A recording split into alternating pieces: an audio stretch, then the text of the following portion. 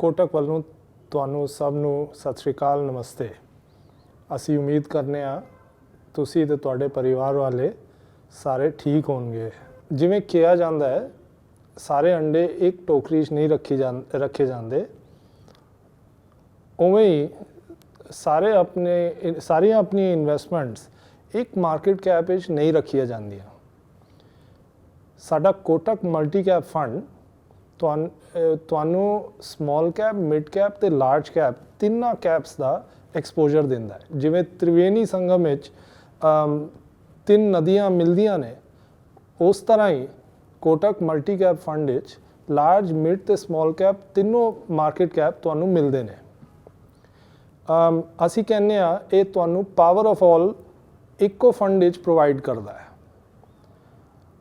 ਇਹ ਤੁਹਾਨੂੰ ਸਹੀ ਮਿਕਸ ਲਾਰਜ ਕੈਪ ਦਾ, ਮਿਡ ਕੈਪ ਦਾ, ਸਮਾਲ ਕੈਪ ਦਾ ਤਿੰਨਾਂ ਦਾ ਤੇ ਨਾਲ ਐਕਸਪੀਰੀਅੰਸਡ ਵਰਕਿੰਗ ਟੀਮ ਉਹ ਵੀ ਇੱਕੋ ਫੰਡ ਵਿੱਚ ਤੁਹਾਨੂੰ ਪ੍ਰੋਵਾਈਡ ਕਰਦਾ ਹੈ। ਇਹ ਫੰਡ ਤੁਹਾਨੂੰ ਰਾਈਟ ਮਿਕਸ ਦਿੰਦਾ ਹੈ ਲਾਰਜ ਕੈਪ, ਮਿਡ ਕੈਪ ਤੇ ਸਮਾਲ ਕੈਪ ਸਟਾਕਸ ਦਾ। ਜਿਵੇਂ ਕੋਈ ਡ੍ਰੀਮ ਟੀਮ ਕੰਮ ਕਰਦੀ ਹੈ, ਉਵੇਂ ਹੀ ਇਹ ਤਿੰਨੋਂ ਮਾਰਕੀਟ ਕੈਪ ਇਸ ਫੰਡ ਵਿੱਚ ਡ੍ਰੀਮ ਟੀਮ ਜਿਵੇਂ ਡ੍ਰੀਮ ਟੀਮ ਕੰਮ ਕਰਦੀ ਹੈ, ਉਵੇਂ ਇਤਿਹਾਸ ਸਾਨੂੰ ਦੱਸਦਾ ਹੈ ਕਿ ਲਾਰਜ ਕੈਪ, ਸਮਾਲ ਕੈਪ ਤੇ ਮਿਡ ਕੈਪ ਦੀ ਰਿਟਰਨਸ ਅਲੱਗ-ਅਲੱਗ ਟਾਈਮਸ ਤੇ ਅਲੱਗ-ਅਲੱਗ ਰਹਿੰਦੀ ਹੈ। ਕਦੇ ਲਾਰਜ ਕੈਪ ਬੈਟਰ ਕਰਦਾ ਹੈ, ਕਦੇ ਮਿਡ ਕੈਪ ਚੰਗਾ ਕਰਦਾ ਹੈ, ਕਦੇ ਸਮਾਲ ਕੈਪ ਬੈਟਰ ਕਰਦਾ ਹੈ। ਤੇ ਤਿੰਨਾਂ ਦਾ ਰਿਸਕ ਪ੍ਰੋਫਾਈਲ ਵੀ ਜਿਹੜਾ ਹੈਗਾ ਉਹ ਅਲੱਗ-ਅਲੱਗ ਹੁੰਦਾ ਹੈ।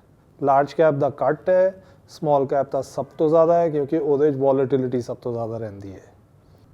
ਇਸ ਕਰਕੇ ਬੈਲੈਂਸਡ ਅਪਰੋਚ, ਜਿਹਦੇ ਵਿੱਚ ਤੁਸੀਂ ਰਿਸਕ ਤੇ ਰਿਟਰਨ ਦੋਨਾਂ ਨੂੰ ਬੈਲੈਂਸ ਕਰ ਰਹੇ ਹੋ, ਉਸ ਅਪਰੋਚ ਨੂੰ ਲੈ ਕੇ ਚੱਲਣਾ ਹੀ ਠੀਕ ਰਹਿੰਦਾ ਹੈ।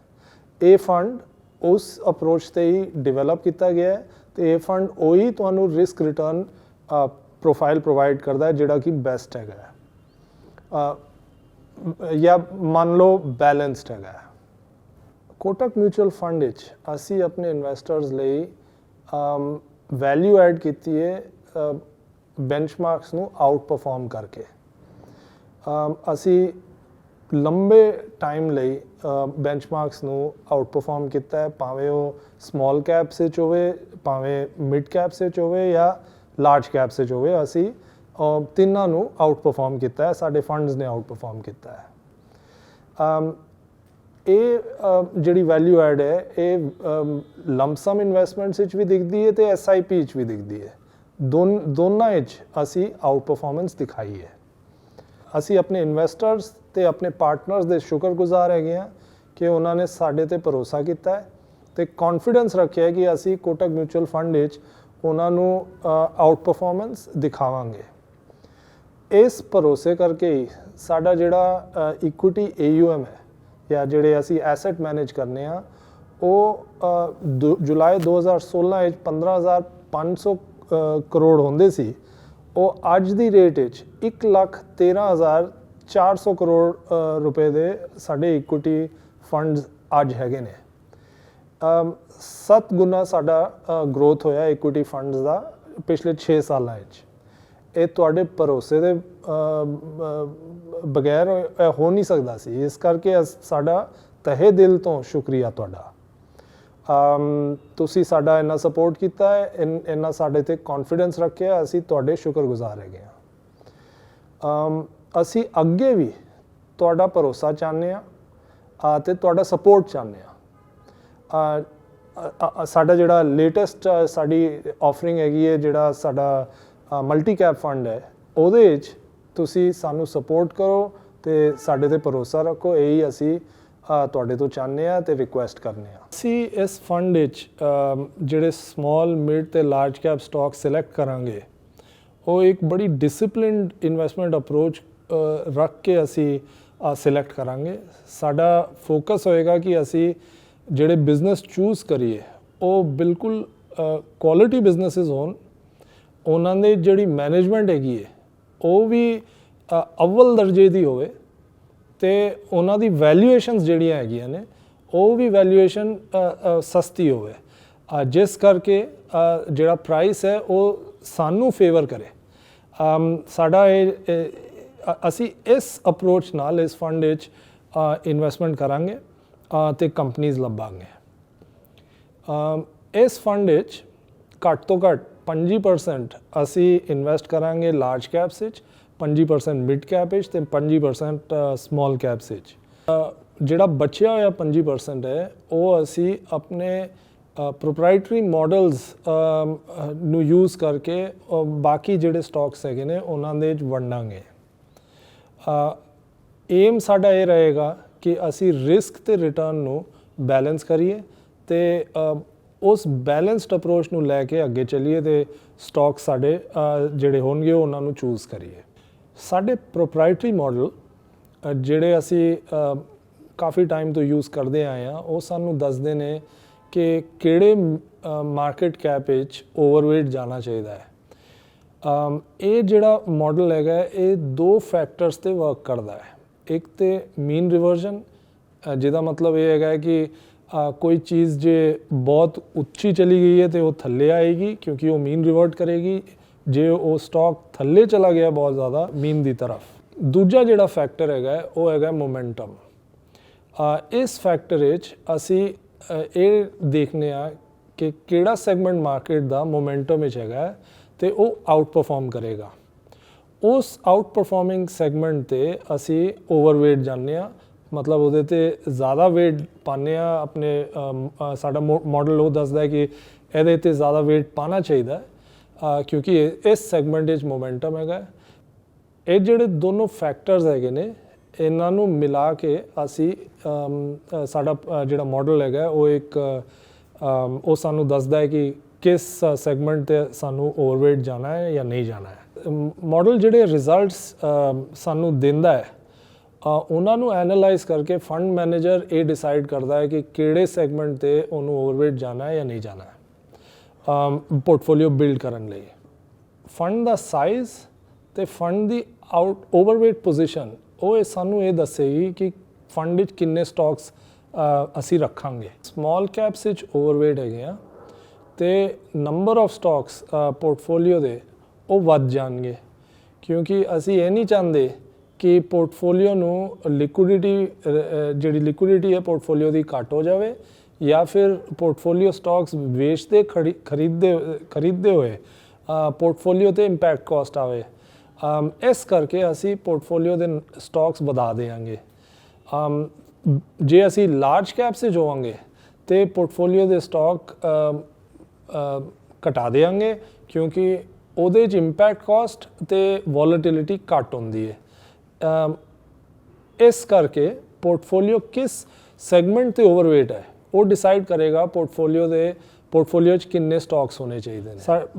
ਅਸੀਂ ਪੋਰਟਫੋਲੀਓ ਦੀ ਬੈਕ ਟੈਸਟਿੰਗ ਕੀਤੀ ਹੈ ਤੇ ਸਾਡੀ ਬੈਕ ਟੈਸਟਿੰਗ ਇਹ ਦੱਸਦੀ ਹੈ ਕਿ ਪੋਰਟਫੋਲੀਓ ਨੇ ਨਿਫਟੀ 500 ਜਿਹੜਾ ਕਿ ਬ੍ਰੌਡ ਮਾਰਕੀਟ ਇੰਡੈਕਸ ਹੈਗਾ, ਹੋਰ ਨਿਫਟੀ ਮਲਟੀ ਕੈਪ 500 ਦੋਨਾਂ ਨੂੰ 2007 ਤੋਂ ਆਊਟ ਪਰਫਾਰਮ ਕੀਤਾ ਹੈ। ਮਤਲਬ 14 ਸਾਲ ਦਾ ਇਸ ਪੋਰਟਫੋਲੀਓ ਦਾ ਆਊਟ ਪਰਫਾਰਮੈਂਸ ਹੈਗਾ ਜਿਹੜਾ ਸਾਡਾ ਬੈਕ ਟੈਸਟਿੰਗ ਸਾਨੂੰ ਦੱਸਦਾ ਹੈ। ਸਾਡੀ ਲਾਰਜ ਕੈਪ ਐਲੋਕੇਸ਼ਨ ਇਸ ਪੋਰਟਫੋਲੀਓ ਵਿੱਚ 2-3 ਪੁਆਇੰਟਸ ਨੂੰ ਦਿਮਾਗ ਵਿੱਚ ਰੱਖ ਕੇ ਹੋਏਗੀ।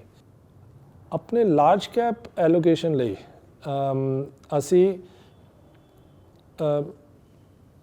ਇਕੋਨਮੀ ਦਾ ਜਿਹੜਾ ਰਿਵਾਈਵਲ ਹੈ ਕੋਵਿਡ ਤੋਂ ਬਾਅਦ ਉਹਨੂੰ ਦਿਮਾਗ ਵਿੱਚ ਰੱਖ ਕੇ ਅਸੀਂ ਉਹ ਲਾਰਜ ਕੈਪ ਐਲੋਕੇਸ਼ਨ ਆਪਣੀ ਡਿਸਾਈਡ ਕਰਾਂਗੇ।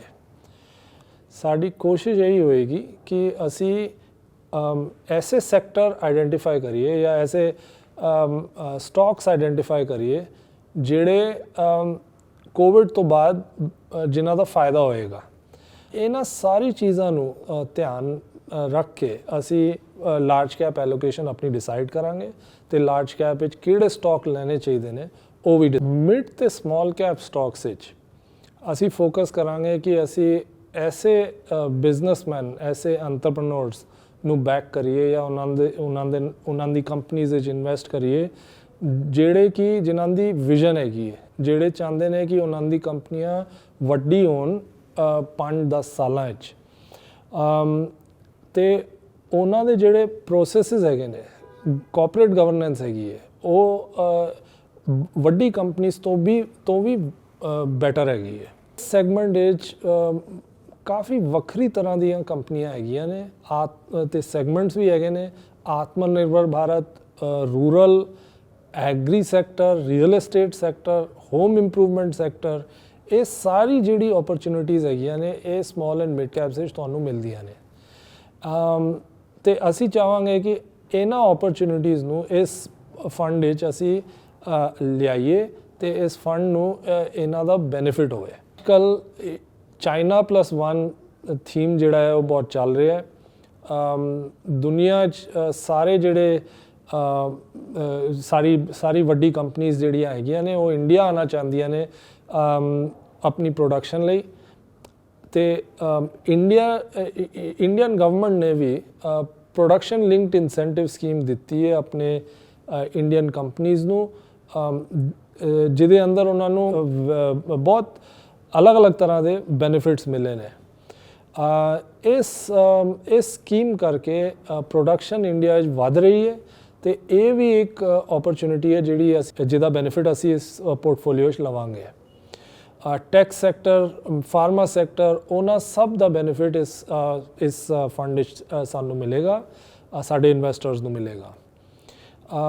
ਅਸੀਂ ਦੇਖ ਰਹੇ ਹਾਂ ਅੱਜ ਤੋਂ 6-7 ਸਾਲ ਪਹਿਲੇ ਅਸੀਂ ਮੋਬਾਈਲ ਫੋਨ ਇੰਪੋਰਟ ਕਰਦੇ ਸੀ। ਅੱਜ ਅਸੀਂ 2000 ਤੋਂ 3000 ਕਰੋੜ ਦੇ ਮੋਬਾਈਲ ਫੋਨ ਐਕਸਪੋਰਟ ਕਰਨੇ ਆ। ਇੰਨੀ ਮੈਨੂਫੈਕਚਰਿੰਗ ਇੰਡੀਆ 'ਚ ਵੱਧ ਗਈ ਹੈ। ਇਹ ਵੀ ਇੱਕ ਓਪਰਚੁਨਿਟੀ ਹੈ ਜਿਹੜੀ ਕਿ ਅਸੀਂ ਇਸ ਪੋਰਟਫੋਲੀਓ ਵਿੱਚ ਰੱਖਾਂਗੇ ਤੇ ਇਸ ਪੋਰਟਫੋਲੀਓ ਨੂੰ ਉਹਦਾ ਬੈਨੀਫਿਟ ਹੋਏਗਾ। ਇਹ ਸਾਰੀਆਂ ਓਪਰਚੁਨਿਟੀਜ਼ ਅਸੀਂ ਦੇਖ ਰਹੇ ਹਾਂ, ਇਹਨਾਂ ਨੂੰ ਰਿਸਰਚ ਕਰ ਰਹੇ ਹਾਂ ਤੇ ਇਹਨਾਂ ਦੇ ਵਿੱਚੋਂ ਜੈਮਸ ਯਾਨੀ ਕਿ ਕੰਪਨੀਜ਼ ਜਿਹੜੀਆਂ ਬਹੁਤ ਅੱਛਾ ਕਰ ਰਹੀਆਂ ਨੇ ਉਹਨਾਂ ਨੂੰ ਚੂਜ਼ ਕਰਕੇ ਇਸ ਪੋਰਟਫੋਲੀਓ ਵਿੱਚ ਲਿਆਵਾਂਗੇ। ਕੈਮੀਕਲ ਸੈਕਟਰ, ਇਹ ਵੀ ਇੱਕ ਸੈਕਟਰ ਹੈਗਾ ਜਿਹੜਾ ਸਾਰੀ ਦੁਨੀਆ ਇੰਡੀਆ 'ਚ ਮੈਨੂਫੈਕਚਰ ਕਰਨਾ ਚਾਹੁੰਦੀ ਹੈ ਤੇ ਇਹ ਜਿਹੜੀ ਓਪਰਚੁਨਿਟੀ ਹੈਗੀ ਹੈ 1-2 ਸਾਲਾਂ ਦੀ ਨਹੀਂ ਹੈ, ਇਹ 5-10-20 ਸਾਲਾਂ ਦੀ ਓਪਰਚੁਨਿਟੀ ਹੈ ਤੇ ਅਸੀਂ ਹਾਲੇ ਸਟਾਰਟ ਕੀਤੀ ਹੈ opportunity.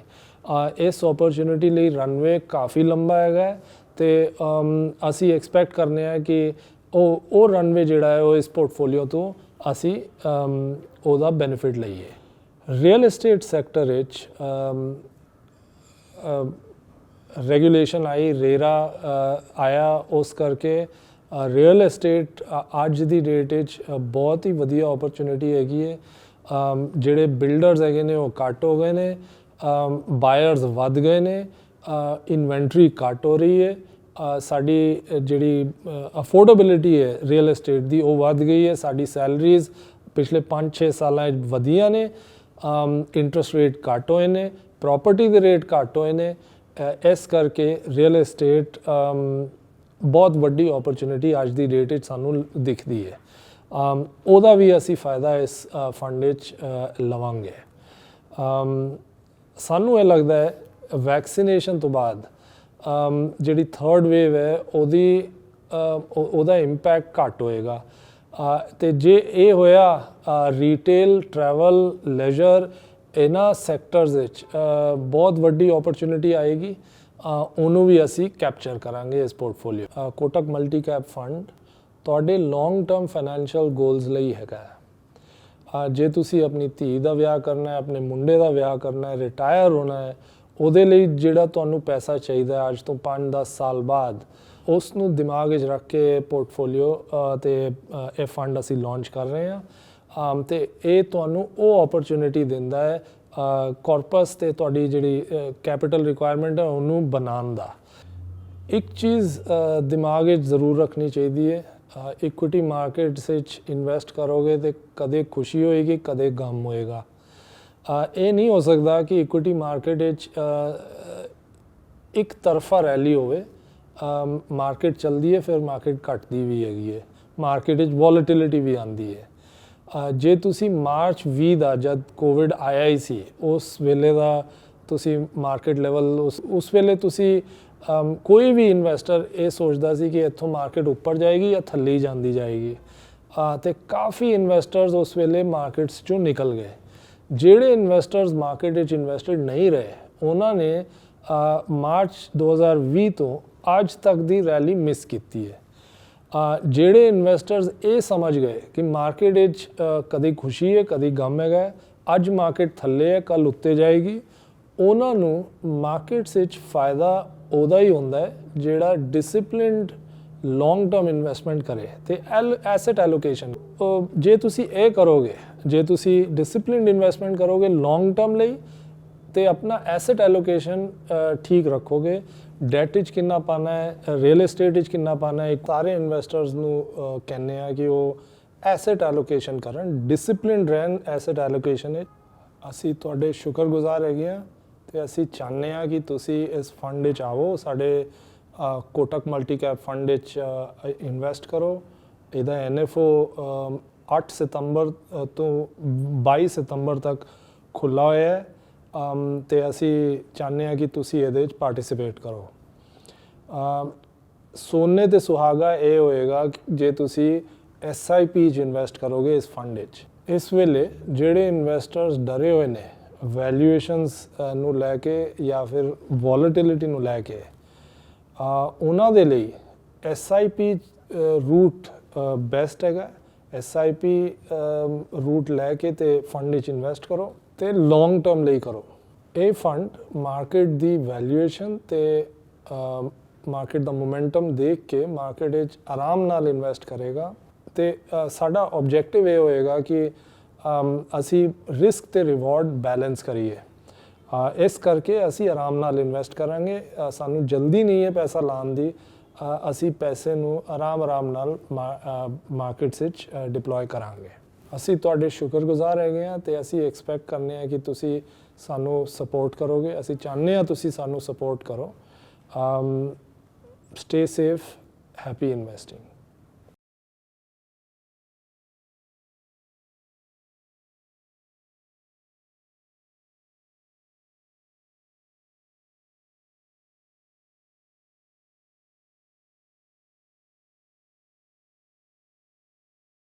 Mutual fund investments are subject to market risks. Read all scheme-related documents carefully.